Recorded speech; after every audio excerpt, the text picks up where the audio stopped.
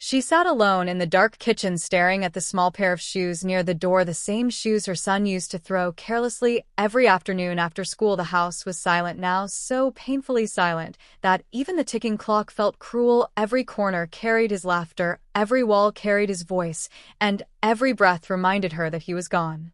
Just 3 months earlier, her life had been ordinary and full of warmth. Her son Daniel was only 14 years old with messy brown hair and the kindest smile anyone had ever seen. He loved helping strangers. He would carry groceries for old neighbors, feed stray dogs after school, and leave little notes around the house telling his mother she was the strongest woman in the world. She never imagined that a rainy Tuesday evening would take him away forever.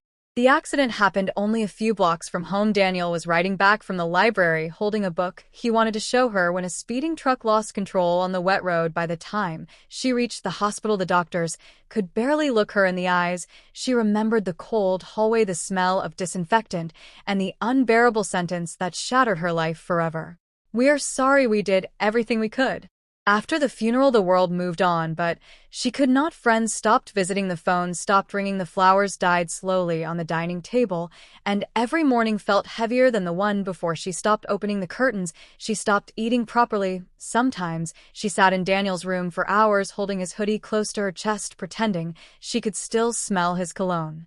At night, she whispered apologies into the darkness, apologizing for not protecting him, apologizing for surviving, apologizing for breathing while her son could not.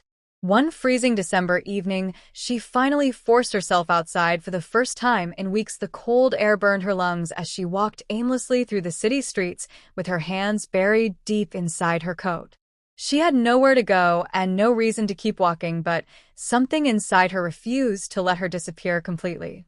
As snow began falling softly, she noticed movement near an abandoned bus station. A little girl no older than 8 was curled beneath a thin blanket beside 2 younger boys. Their faces were pale from the cold, and their clothes were soaked from the snow. The smallest boy was shivering so badly he could barely hold his eyes open.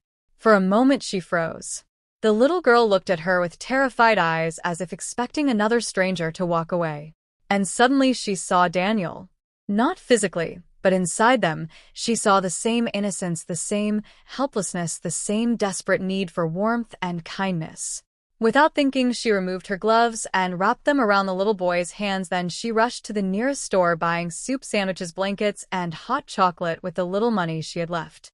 The children ate silently, at first too hungry to speak. She sat beside them, watching steam rise from their cups, while snow continued falling around them. The little girl finally whispered "thank you" with tears in her eyes, and something inside the woman cracked open for the first time since Daniel's death. That night she went home and cried harder than ever before, but for the first time her tears carried something different. Purpose. The next evening, she returned to the same bus station, bringing more food and warmer blankets. She learned the little girl's name was Mia and her brothers were Jacob and Eli. Their mother had disappeared months earlier, and they had been surviving alone ever since, sleeping in shelters, abandoned buildings, and train stations. The woman could barely believe children could live like this in the richest country in the world. She began visiting every night. Sometimes she brought food, sometimes clean clothes, sometimes she simply sat beside them, so they would not feel invisible. Slowly, other homeless children began appearing too. Some were runaways, escaping violent homes. Some had parents lost to addiction. Some had simply been forgotten by a society too busy to notice them. Every child carried pain in their eyes, pain far too heavy for someone so young. And every time she looked at them, she remembered Daniel. Months passed, and her tiny apartment slowly transformed into a safe place. She cleaned out Daniel's old study room, placing mattresses on the floor for children with nowhere to sleep. She cooked giant pots of soup with money from selling her jewelry and old furniture. She learned how to calm nightmares, how to clean wounds, and how to make frightened children laugh again. The neighbors complained at first. They called the children dangerous, dirty, hopeless. They warned her that homeless kids would destroy the building. But she ignored them, because she had already experienced the worst pain imaginable and nothing scared her anymore. One afternoon, a young boy named Marcus arrived at her door with bruises across his arms. He had spent 2 nights hiding behind dumpsters after escaping an abusive foster home. When she gently handed him a bowl of warm pasta, he broke down crying because nobody had cooked for him in years. She held him close while he trembled in her arms, and in that moment, she realized these children did not only need food. They needed someone to love them long enough to remind them they mattered. Her small apartment became louder each week, filled with tiny footsteps, laughter, arguments, cartoons playing on old televisions, and children finally sleeping without fear. For the first time since losing Daniel, she no longer hated waking up in the morning. One day, a local journalist noticed her handing out blankets beneath a highway bridge. The reporter expected a quick interview, but after hearing her story, she published an article that spread across the city overnight. People were stunned. A grieving mother who lost her only son had quietly spent the last 2 years helping homeless children survive on the streets. Donations began arriving from strangers across America. Restaurants sent food, volunteers offered tutoring, doctors provided medical care, teachers donated books and winter coats. For the first time, she realized she was no longer alone. With community support, she rented a small building and turned it into a shelter for homeless children. The walls were painted bright colors, the bedrooms had warm beds, soft blankets, and shelves filled with books and toys. Every child who entered received clean clothes, hot meals, and something even more important, a feeling of safety. She named the shelter Daniel's house.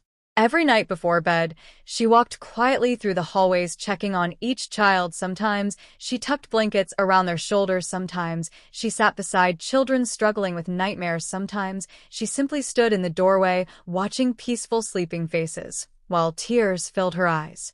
Because each child reminded her that even after unbearable loss, love could still survive. Years passed, and Daniel's house became known far beyond the city. Children arrived from different states. Some stayed for weeks, others stayed for years. Many eventually graduated school, found jobs, and built stable lives they once believed were impossible.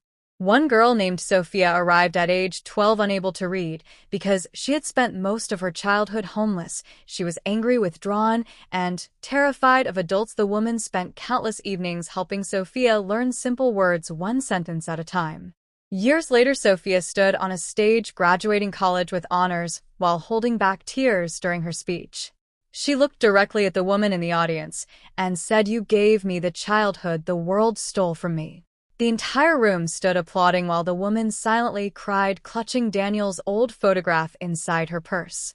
Another boy named Tyler had struggled with addiction before arriving at the shelter at 16. Most people had already given up on him, but she refused. She sat beside him through withdrawal, through panic attacks, through nights when he screamed at everyone trying to help him.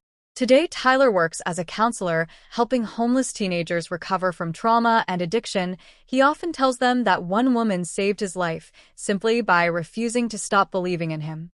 As Daniel's house expanded into multiple shelters across America, television stations invited her to interviews and magazines called her a hero. But every time reporters asked why she dedicated her life to homeless children, she always answered the same way.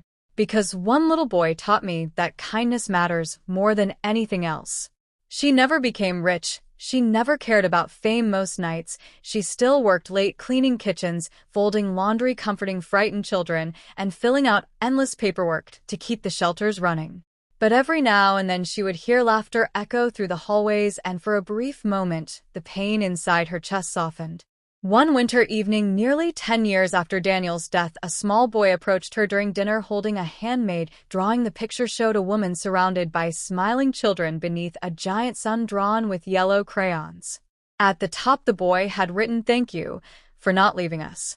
She stared at the drawing while tears rolled slowly down her face, because those simple words healed something broken deep inside her soul. That night, after everyone fell asleep, she walked outside into the cold air and looked up at the stars. She imagined Daniel somewhere beyond the darkness, watching everything she had built from the ruins of grief. She whispered softly, "I miss you every day." The wind moved gently through the trees as if carrying her words into the sky. For years she believed losing her son had destroyed her life forever. But somehow, through pain, heartbreak, and unimaginable loneliness, his memory became the reason hundreds of forgotten children finally found warmth, safety, and hope. The woman who once could not survive a single day without crying had now become a mother to children the world ignored. And although the grief never completely disappeared, she learned something powerful. Love does not end when someone dies.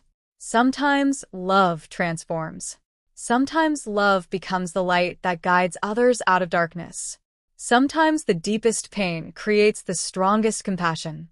Every child sleeping safely inside Daniel's house carried a piece of her son's legacy. Every smile, every graduation, every rescued life became proof that tragedy does not always destroy people.